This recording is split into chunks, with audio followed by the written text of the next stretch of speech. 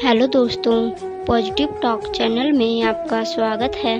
आज की हमारी कहानी है अपशगुनी। दोस्तों, कहानी को अंत तक जरूर देखना और चैनल को सब्सक्राइब जरूर कर लेना। रमा अस्पताल के कॉरिडोर में तेज कदमों से टहल रही थी। उसके आंखों में आंसू थमने का नाम नहीं ले रहे थे। लेबर रूम में अंदर उसकी देवरानी रूपा प्रसव वेदना से तड़प रही थी। बाहर रमा हाथ में फोन लिए लगातार घर वालों को फोन लगाए जा रही थी, लेकिन किसी का भी फोन नहीं लग रहा था। रमा को ठंड के महीने में भी डर के पसीने छूट रहे थे। उसे डर लग रहा था कि अगर आज रूपा को कुछ भी हुआ तो उसका दोष उसके सिर पर आएगा। रमा की सास ससुर कपड़ों की खरीदारी करने बाजार गए थे। देवर रोहन ऑफिस के काम से शहर के बाहर और रमा के पति अमर का आज बिजनेस के सिलसिले में किसी के साथ जरूरी मीटिंग में व्यस्त थे। रमा के लगातार फोन करने पर उन्होंने मैसेज से रिप्लाई की कि वो अभी मीटिंग में व्यस्त हैं। किसी के फोन ना उठाने पर घबराहट में रमा ने सबको मैसेज करके बता दिया कि वो रूपा को लेकर अस्पताल आई हुई है। प्रसव कमरे के अंदर बाहर करती नर्सों ने रमा को घबराहट को देखकर रमा से कहा, आप बैठ जाइए, कब तक खड़ी रहेंगी। जवाब में रमा ने कहा, मैं ठीक हूँ। रूपा की दर्द से चीखती आवाज़ रमा के दिल की धड़कनें तेज कर देती और वो टकाटकी लगाए दरवाजे की तरफ देखती भागती हुई जाती। तभी एक नर्स ने आकर कहा, सुनिए, आपको डॉक्टर बुला रही हैं। रमा भागती दौड़ती डॉक्टर के कमरे में पहुंची तो डॉक्टर ने कहा, देखिए, हमें समय से पूर्व प्रसव करना होगा क्योंकि बच्चे की धड़कन धीमी हो गई है। आप जल्दी से इन पेपर्स पर साइन कर दीजिए। पेपर्स देखते रमा के हाथ पांव डर से थरथराने लगे, आंखों से अश्रुधारा फूट पड़ी। तभी नर्स ने कहा, देखिए, साइन जल्दी कीजिए, हमारे पास समय कम है। रमा ने अपनी आंखों से आंसू पोंछे और पेपर्स पर साइन कर दिया। साइन करने के बाद उसने नर्स से कहा, ये लीजिए पेपर्स, लेकिन मेरी रूपा और बच्चा दोनों सही सलामत मुझे चाहिए। नर्स ने कहा, आप चिंता मत कीजिए, सब अच्छा होगा, बस भगवान से प्रार्थना कीजिए। दरअसल 8 साल पहले जब रमा शर्मा निवास में अमर के साथ ब्याह कर ससुराल आई तो सब बहुत खुश थे, खासकर उसकी सास गीता जी, क्योंकि रमा अपने साथ उनकी मुंह मांगे ढेर सारे दहेज के साथ आई थी। जैसा जितना और जो चीज़ उन्होंने मांगी थी सब कुछ चुन चुन कर रमा के पापा ने उनको दिया था। सासू माँ ने ससुराल के कामों की सारी जिम्मेदारी को ऐसे सौंपा जैसे सब कुछ उसकी ही जिम्मेदारी थी। उसने बिना उफ किए हमेशा घर के एक एक काम किए। शादी के ठीक 2 साल बाद उसने 2 जुड़वा बेटियों को जन्म दिया, लेकिन बेटियों के जन्म के समय डॉक्टर ने परिवार वालों को बताया कि अब वह दोबारा कभी मां नहीं बन पाएगी, जिस घटना ने उसके पूरे परिवार को बदलकर रख दिया। पोती की आस लगाए बैठी गीता जी और अम्मा को अपशगुनी मानने लगी। वो उसकी बेटियों को भी कभी प्यार से गले न लगाती। अमर को यह बात बहुत अच्छे से पता थी, लेकिन वो हर बार रमा को ही समझाता, कहता, रमा, तुम माँ की बातों को दिल से मत लगाया करो, देखना समय के साथ वो भी बदल जाएगी, तुम बस धैर्य रखो। रमा का देवर रोहन उसका बहुत सम्मान करता था। वो उसकी दोनों बेटियों को भी बहुत प्यार करता और जब भी अपनी माँ को उनके साथ दुर्व्यवहार करता देखता तो अपनी माँ को टोक देता। कुछ साल बाद रोहन की शादी तय हो गई। रोहन की शादी की खबर सुनकर रमा बहुत खुश थी, लेकिन उसकी खुशी पर ग्रहण तब लगा जब उसकी सास ने उसे शादी की रस्मों में शामिल होने से मना कर दिया। गीता जी ने रोहन की शादी के दौरान रमा को रसोई से बाहर नहीं निकलने दिया। शादी के में आते रिश्तेदारों को बुलाने पर भी कोई न कोई बहाना बनाकर उसको अंदर ही कर देती। यह देखकर रमा खुद भी जाने से बचती, क्योंकि उन्होंने रमा को सख्त हिदायत दी थी कि उसकी परछाई भी उसके बेटे और बहू पर ना पड़े। उसकी देवरानी रूपा घर आ गई। दोनों देवरानी जेठानियों में बहुत जमती। शादी के 1 साल बाद रूपा जब गर्भवती हुई तो उसकी गोद भराई के समय गीता जी ने रमा को अपने कमरे में बुलाकर अकेले में कहा, सुनो रमा, बड़े बुजुर्गों ने कहा है कि बांझ का तो मुंह भी देख लो, लेकिन निर्वंशी का तो चेहरा देखना भी पाप है। इसलिए मैं चाहती हूँ कि तुम रूपा की गोद भराई से पहले अपने मायके चली जाओ। जब तक रूपा बच्चे को जन्म ना दे तब तक तुम यहाँ मत आना। कहीं ऐसा ना हो तुम्हारी छाया उस पर पड़े और कोई अपशगुन हो जाए। और हाँ, अमर को यह बात मत बताना, उससे कोई न कोई बहाना बना देना। उसका जब मन चाहे तुम लोगों से मिल सकता है। आखिर तुम्हारा मायका कौन सा दूर है, शहर ही में तो है।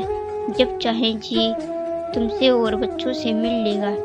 रमा उस दिन इतना रोई जितना कोई सीमा ना थी। उसने कभी सपने में भी नहीं सोचा था कि बेटे को जन्म ना देने से उसका इतना अपमान होगा। रमा अगले दिन अपने मायके चली गई। रमा को यूं अचानक आया देखकर उसकी माँ ने पूछा, अरे अचानक बिना बताए क्या बात है रमा, सब ठीक तो है ना?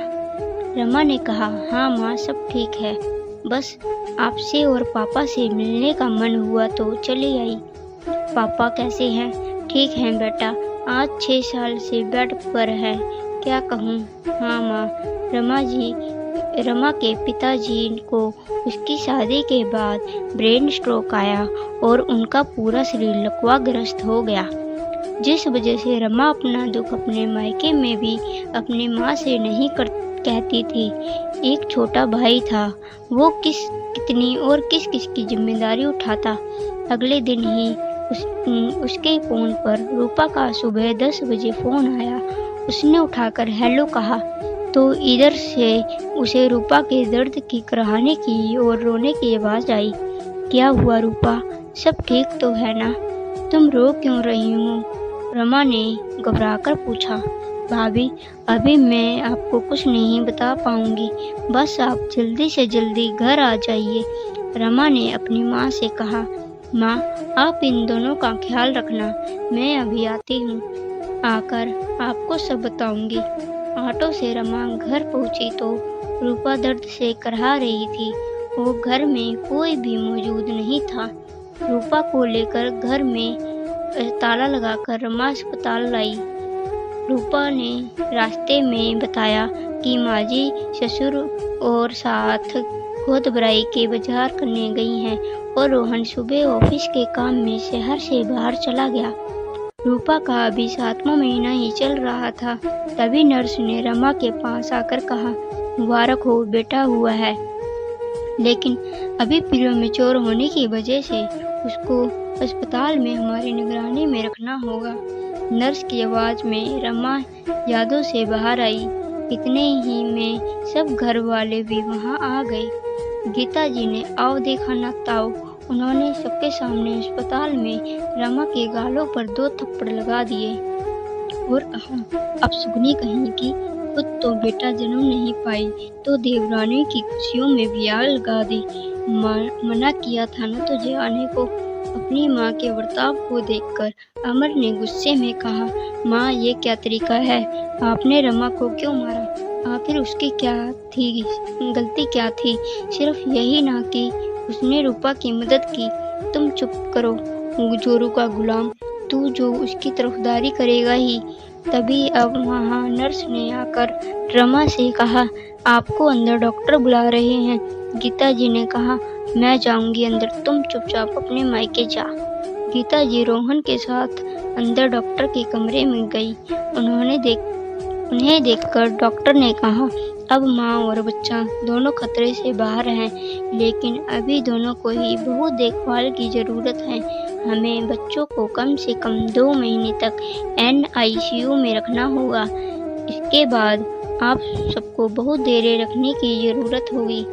ठीक है कहकर जैसे ही डॉक्टर ने कमरे से गीता जी बाहर निकली, उनका पैर फिसला और वो अस्पताल में ही गिर गईं। उन्होंने उठने की कोशिश की, लेकिन वो उठने में असमर्थ थी और दर्द से वो रोने लगी। डॉक्टर ने पाँव का एक्सरे और चेक करके बताया कि पाँव फ्रैक्चर हो चुका है, 1 महीना बेड रेस्ट करना होगा। अब रमा के कंधों पर सारी जिम्मेदारी आ गई। वो रोज घर से काम खत्म करके रूपा और सास दोनों का ख्याल रखती। 1 सप्ताह बाद रूपा को छुट्टी मिल गई, लेकिन बच्चे अस्पताल में ही थे। अब वो रूपा को साथ लेकर रोज बच्चों को देखने अस्पताल जाती। 1 महीने के अथक प्रयास के बाद डॉक्टर ने बच्चों को घर ले जाने की अनुमति दी। इधर अब गीता जी के पाँव भी ठीक हो गए। बच्चों को घर आने की सारी तैयारी रमा ने की। रूपा और रोहन दोनों बच्चों को लेकर घर आए। गीता जी ने आरती उतारकर बच्चों का स्वागत किया। उधर रमा की दोनों बेटियां भी बच्चों को देखने की जिद कर रही थी, जिसे देखकर रमा उन्हें लेकर रूपा के कमरे के पास तक पहुंच ही थी कि पीछे सड़क कड़कती आवाज में गीता जी ने कहा, बड़ी बेशरम हो गई हो तुम।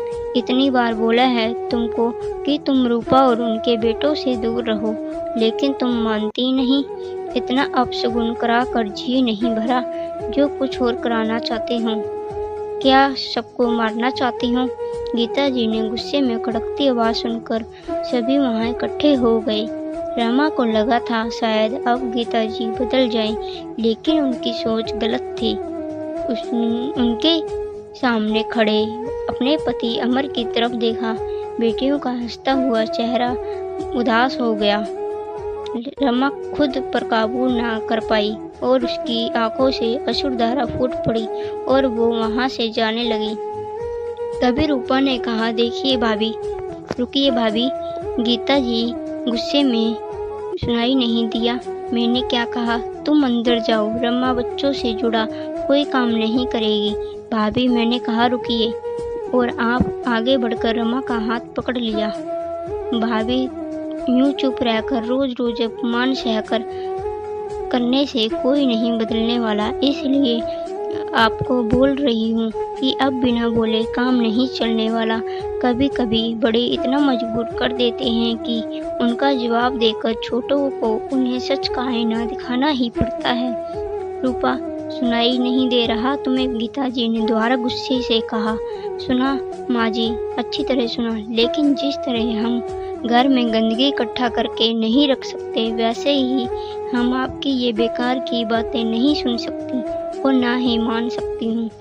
मैंने और रोहन ने आपको बहुत बार समझाया कि आप भाभी को यूं हर बात पर अपमानित ना किया करें, लेकिन आप हैं कि मानने को तैयार ही नहीं। वो तो भाभी हैं जो आपकी हर कड़वी बातों को सुनकर रह जाती हैं, वरना उनकी जगह कोई और होता तो अब तक कब का करारा जवाब देकर और सबक कब का मिल चुका होता। आपको तो मुझे नहीं पता, लेकिन मेरे लिए मेरी जेठानी कभी अपशगुनी नहीं थी, ना है ना रहेगी, बल्कि मेरे और मेरे बच्चों के लिए तो वो जीवन दाता है। अगर ये समय से मेरा फ़ोन ना उठाती और यहाँ आकर मुझे अस्पताल ना ले जाती तो ना जाने क्या हो जाता। और दूसरी बात, बेटी को जन्म देने से औरतें अपशगुनी हुई तो आप देवी की पूजा क्यों करती हैं?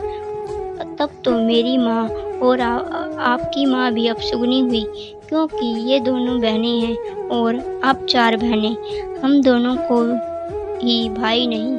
और अब बताइए, ये क्या कहना ठीक है? तुम अपना मुंह बंद रखो, ये मेरा घर है और यहाँ सिर्फ मेरी चलेगी, समझे? गीता जी ने गुस्से में कहा। तभी पीछे खड़े अमर ने कहा, माँ, आपने बिल्कुल सही कहा, ये आपका घर है तो आपकी मर्जी चलेगी, लेकिन मैं भी अब रमा का अपमान और बर्दाश्त नहीं कर सकता, इसलिए मैं ये घर छोड़कर जा रहा हूँ। लेकिन जाने से पहले एक बात बता दूं, आपको जीवन और मरण सब ऊपर वाले के हाथ में है, हम मनुष्य के हाथ में नहीं। भगवान ने अच्छा किया जो उन्होंने जन्म और मृत्यु का चक्र आपके हाथ में नहीं दिया, हम मनुष्य के नहीं। भगवान ने अच्छा किया जो उन्होंने जन्म और मृत्यु का चक्कर अपने हाथ में रखा है, वरना तो आप जैसी सोच वाले कभी इस बेटियों को जन्म ही ना दें।